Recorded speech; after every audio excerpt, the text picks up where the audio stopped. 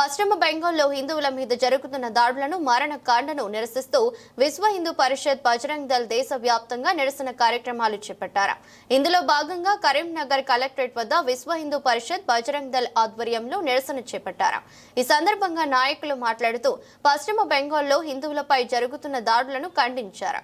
పశ్చిమ బెంగాల్ ప్రభుత్వం కూడా దాడి చేసే వారికి మద్దతు ఇస్తుందని మండిపడ్డారు.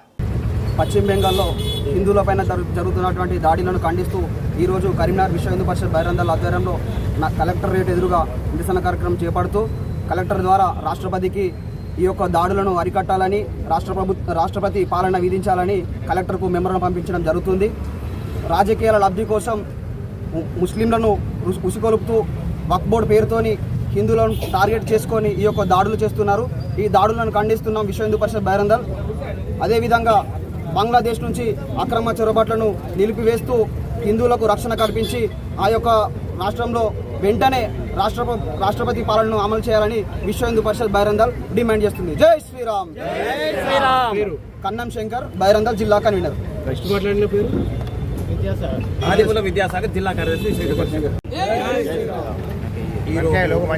పశ్చిమ బెంగాల్లో జరుగుతున్నట్టు హిందువుల మీద అరాచకాలు, లూటీలు, దహనకాండలు విపరీతంగా చేస్తున్నారు.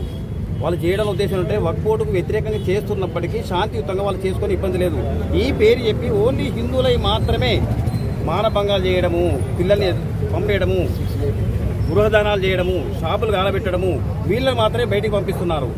దీనికి అక్కడ ప్రభుత్వం అయితే పూర్తి మద్దతు ప్రకటిస్తున్నది.